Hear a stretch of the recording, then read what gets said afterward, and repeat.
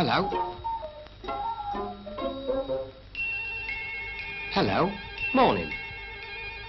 My, this is a grand way to start the day. Bit different from what it used to be, I can tell you.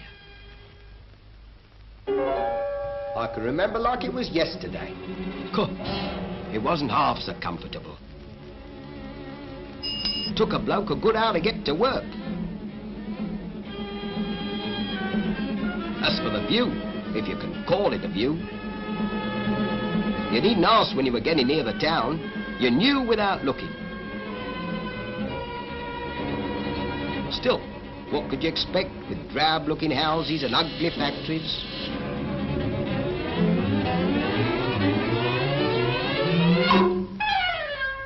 Not even a blooming place for the kids to play in. Poor little blighters.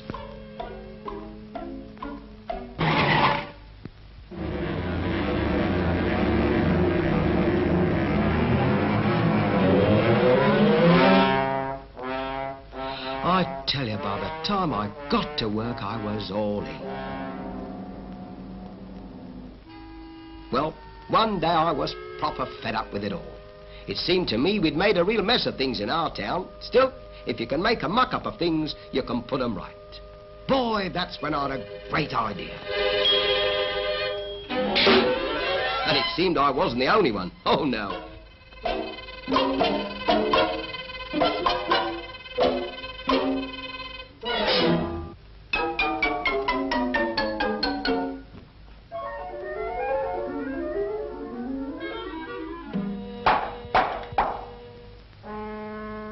Let's start by seeing how our town looked 150 years ago. Small, compact, thriving, small population. Then the Industrial Revolution happened. Industry moved into the town. It needed workers.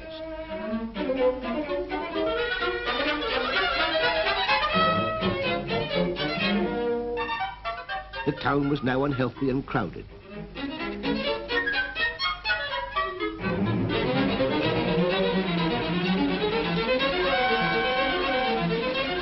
But as soon as new roads and railways were built, houses followed them and the congestion remained.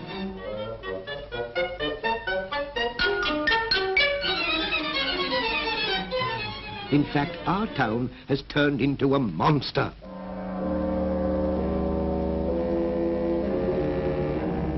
The surrounding country is being eaten up bit by bit. Put a stop to it, quick. Right. Then we'll have a green belt here, in which agriculture will be safe forever and into which the town will not intrude.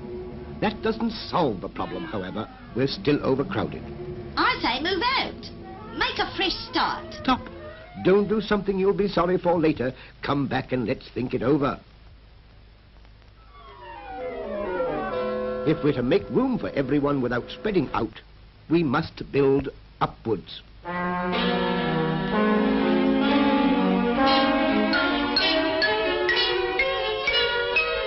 Don't be silly, I'd never get the pram up there. You're hold on. What about my garden? You've ruined my favourite pub, sir. All right, all right. No skyscrapers. But before we can replan the old town, we must provide for the surplus population. Here, outside the green belt, we have a favourable site. Good road and rail communications, fresh air, good water supply. We must decide on its size in advance. And we must plan this town so that we don't repeat past mistakes. First thing we all agreed on was to separate industry from dwelling houses. Industry here, close to through roads and railways. Residential area here, with not more than 5 minutes travel from home to work, which means making cycle tracks and byroads linking up the two sections. Now, let's see what we need for good working conditions. Up-to-date factories with plenty of light and air. We'll need room for expansion. And good canteens, too. What we don't want is a lot of dirty smoke. You can keep that. Oh, we can't always cut down the smoke, but we can site the factory downwind. Our town was going to be a good place to work in and a grand place to live in. with plenty of open spaces, parks, and playing fields where people could enjoy them, flower gardens.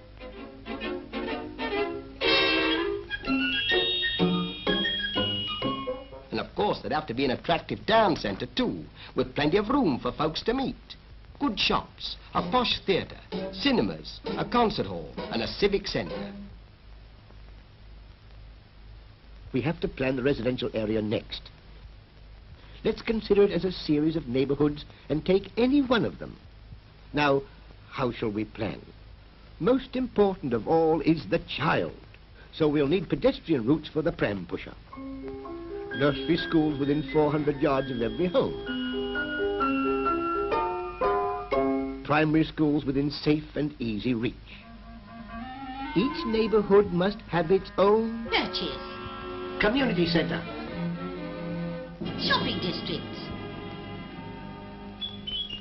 And lots of pubs right next door to me.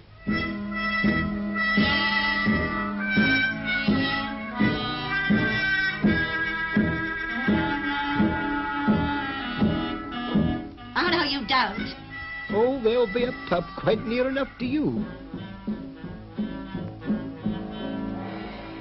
And finally, we started on the houses. The site was planned for maximum sunshine, and then everyone could take his choice. Detached houses, semi-detached, terraced houses,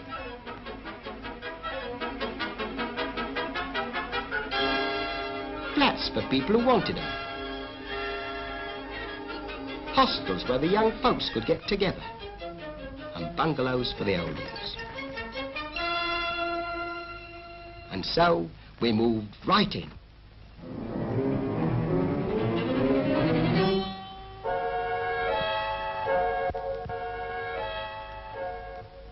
I'm telling you, it works out fine. Just you try